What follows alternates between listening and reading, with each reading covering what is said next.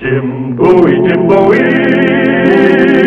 he was a bold adventurer man. Jim Bowie, battled for right with a powerful hand.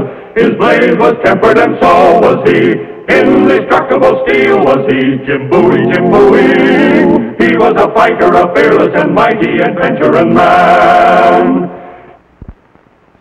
In 1829, Louisiana had been an American state for almost 20 years, but still present were many evidences of the Spanish and French rule of the previous century. This is the story of one American and two of those heritages, Spanish cattle, Cajun women, and Jim Bowie.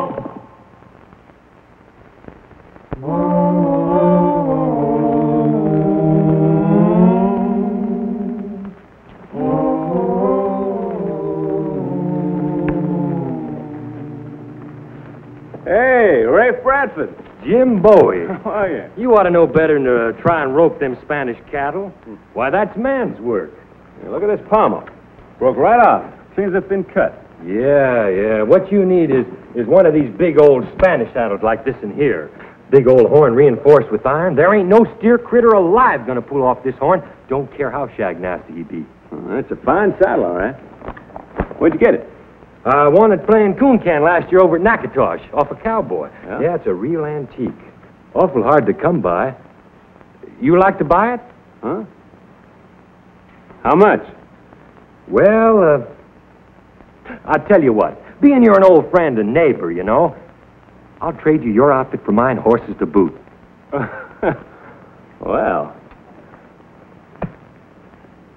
you've been running him hard, haven't you? Oh, I'll admit it. I'll admit he's not too long on wind. But seeing as you're getting the best of the saddle, I should be getting the best of the horse. Kind of cowhocked, isn't he? I'll admit it. I'll admit he's not much on a race course. But if you're fixing to run steers, he's better than the one you got. Yeah, just sort of goes under this saddle. Knows how to pull up real sharp when he feels a steer tugging at the other end of the rope. Ray, you running away from something?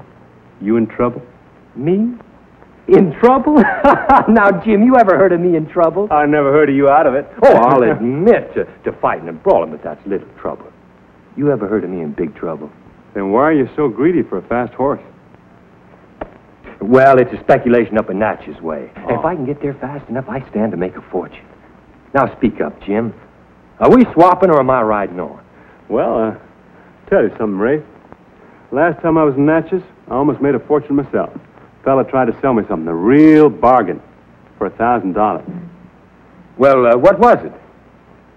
A gold brick. Now, you get that cowhawk, jug-headed hay burner out of here. I should have known you'd be too smart at horse trading for me, Jim. Well, I guess this is the end of steer running for me today. Now, wait a minute, Jim. Seeing you're set on steers, why don't you take my saddle? No swapping, just a loan. No, thank you, Rafe. I'm not that set on it. Why not? I'm only riding home. I thought you said you was going to Natchez. No, that's just horse trading talk. Oh. I'll tell you what. Take my horse with it. Save us both unsaddling, and you can bring it back in a day or so, and I'll just ride home on yours. Well, I would like to get that steer. Sure you would. Now, you just get on this horse here and try a good saddle, huh? Yeah, stirrups about right? Yeah, stirrups are fine. Hey, Ray, you're being mighty obliging. Well, I hadn't ought to try to outslick you. Wasn't very neighborly, I'll admit it. You know, I'd just as lief poke you in the nose. I feel I'd cuss it with myself. Anytime you feel like poking me in the nose, Brother Rafe, you're welcome to try. Well, now, the next free minute I have, I'll just drop by your place and take a lick at it. It should not take much longer than a minute. Hey, you got a pretty high opinion of your fighting ability, haven't you, Brother Ray? I'll admit it.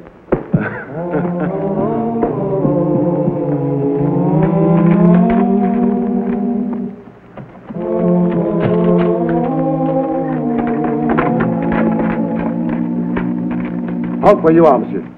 What is this, a robbery? 1,000 pardons, monsieur, but we are pursuing someone, and you have much the appearance of the man we seek. Except the horse and the saddle are not the same. Well, I'm glad to hear it's not me, gentlemen. Who is this fellow you're after? A man by the name of Bradford, Monsieur Rafe Bradford. Rafe Bradford. Seems I've heard that name somewhere. My name happens to be Jim Bowie. I'm Francois Lepre. This is Jean Roussard, my cousin. Say, what does this critter Bradford look like? I passed a couple of fellas on the trace. Well, he has much the same appearance and coloring as yourself, monsieur. We have never seen him, of course, but one thing we are sure of. He is riding a white horse with a Spanish saddle and a red Indian blanket. Spanish saddle? You mean a rig with a high pommel and antique leather?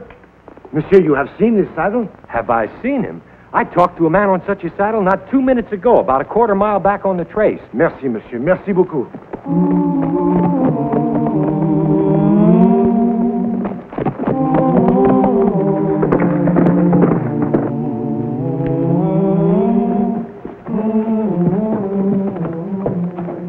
Howdy. Halt, monsieur. One move, you're a dead man. Huh? Well, if you're looking to rob me, you're out of luck. Everything I own's in plain sight. We do not want your money, monsieur. We want you. Me? Did you not just admit to owning that saddle, monsieur? Oh, no. No, don't tell me Rafe Bradford just swapped me a stolen saddle. Is the saddle yours? None of your American tricks, monsieur. You'll please to come with us. I don't like going any place unless I know why. Least you can do is explain. Monsieur, you have done a shameful thing to an innocent girl, the daughter of my sister. You have kissed her, and you have run away. I've kissed her, and I've run away. According to the customs of my people, monsieur, a kiss is a promise to marry. So that's why, Rafe, you think that I'm... No, look, mister, you've got the wrong man. You're looking for Rafe Bradford. I just swapped horses with him not a few minutes ago. I'm Jim Bowie. I'm sorry, Mr. Bradford. He said he was Jim Bowie. No, I'm Jim Bowie. He's Rafe Bradford. You will come with us, please. Where are you taking me? To our village, monsieur. And remember, we have the guns on you. Now go.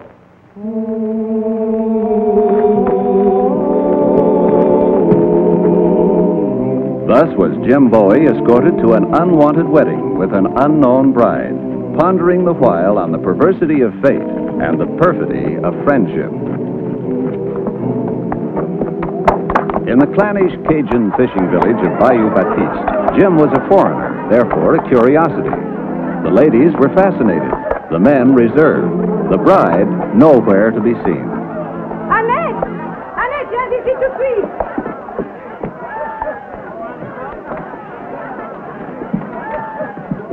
Howdy, man.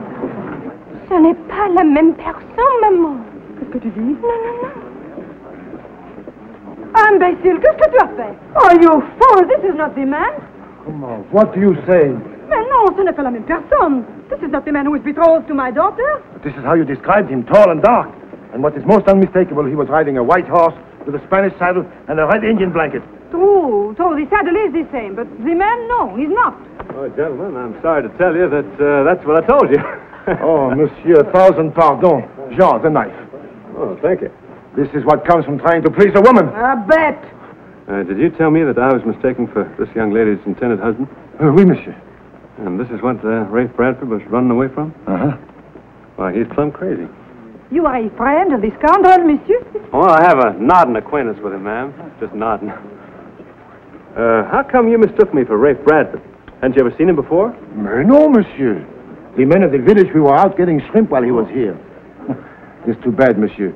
But in Bayou Baptiste, there are not enough young, unmarried men to go around. Oh. So Monsieur Bradford, although an American, was found to be acceptable. The marriage of my niece was permitted with the greatest reluctance, monsieur. You must understand how she feels. The disgrace. Yeah, she's so pretty, too. Only a real monster of a man would run out in a beauty like that. Madame Rojan is a poor widow, monsieur, with no one to protect her good name except me, her brother. Monsieur, you are free to go any time. But we would be most happy if you would honor us with your presence at the wedding festival tonight. There was to be 2 weddings, of course, but now there will be only one. You will stay, monsieur? Well, it'll be my honor, sir. Thank you. Mademoiselle Rojan, my heartfelt sympathies. Merci, monsieur. And I can only say that Rafe Bradford's a bigger fool than I thought he was. Monsieur, you would like a drink, no? Yes, sir.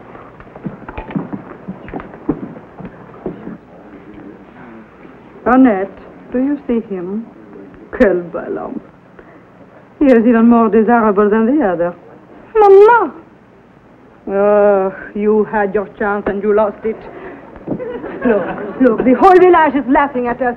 Allez, allez, allez. What is the matter with this man? He is a stranger. Besides, he is an American. Eh bien, the other was an American also, and has proven even stranger than this one. But I do not love this one. Love. Love. Ah, l'amour, ma fille, is a luxury which women cannot always afford. Men are scarce in these villages. This one has been sent to us from heaven, I tell you.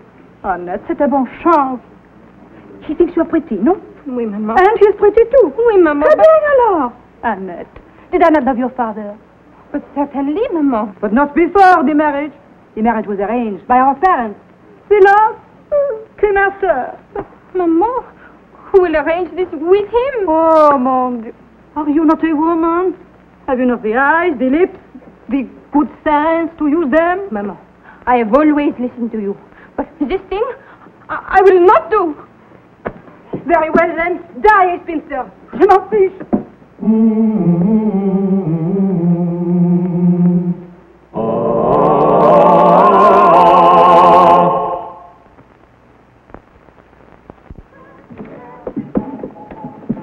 Mighty fine dinner, thank you. My pleasure. The wedding ceremony will start soon. Isn't it a little unusual, wedding at night? We do not have enough priests for all the villages in the bayou. Those we have spend their time traveling from village to village, performing the marriages, the baptism, the first Holy Communion. Sometimes it is months between their visits. So for the young people in love, we have the Broomstick wedding. It is like your civil ceremony. And when the priest comes, they are married again with the full rights of the church. I think you will find the ceremony as charming as it is practical. Shall we go? If you don't mind, monsieur, I'd like to bed my horse down first. Why don't you go ahead? I'll join you. Just as you think, sir.